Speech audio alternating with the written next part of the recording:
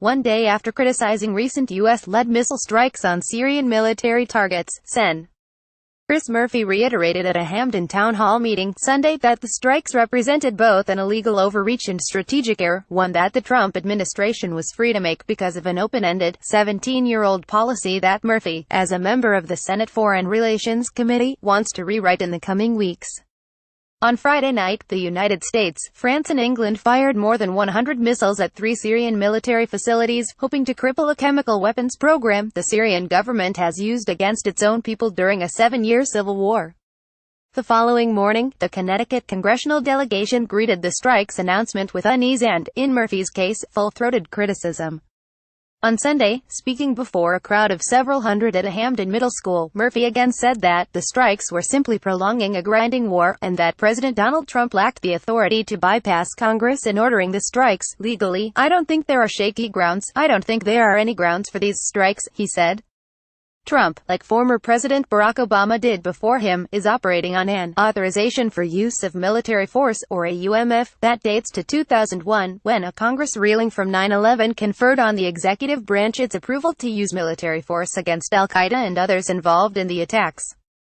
Murphy said Sunday that the Senate Foreign Relations Committee will debate over the next few weeks whether to rescind the current AUMF and replace it with a narrower mandate. Obama used the 9/11 UMF to pursue ISIS in Syria and Iraq, saying the terrorist group was an offshoot of al-Qaeda.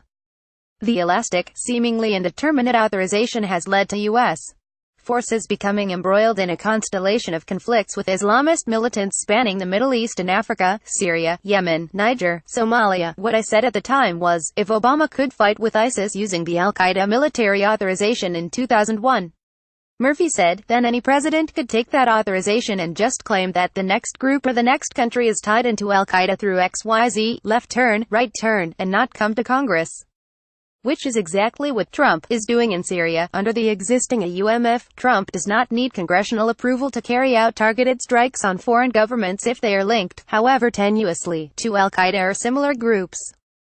On Thursday, one day before the strikes, House Speaker Paul Ryan told reporters that the existing AUMF gives Trump the authority he needs to do what he may or may not do in respects to the Syrian conflict. Vice President Mike Pence notified a handful of congressional leaders, including Ryan, that the strikes were forthcoming, but the administration did not seek, nor were they required to seek, Congress's approval. That logic has no end to it, Murphy said Sunday, and makes Congress totally irrelevant on questions of foreign policy. Murphy said he would want an AUMF with an expiration date between 2 to 5 years. "It's really important to revisit these authorizations of military force and not allow them to become perpetual," he said after the town hall meeting. "If it was up to me, it'd be geographically limited and it would also be tactically limited. What's most important is that there be some duration on it." The Foreign Relations Committee Chairman, Bob Corker, has promised to debate the merits of the current AUMF in coming weeks, Murphy said.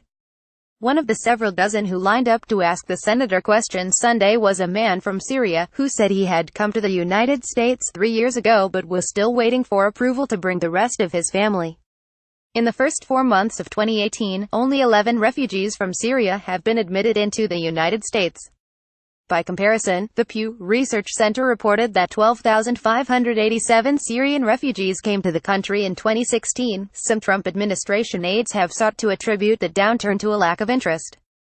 Speaking on Fox News Sunday, UN Ambassador Nikki Haley said she had visited a number of refugee camps in countries neighboring Syria and not one of the many Syrians that I talked to ever said we want to go to America. "Never before in our history have we made a choice between protecting this country from terror and rescuing other people from terror," Murphy said Sunday. "That's never a choice we've made, and we've made it under this president."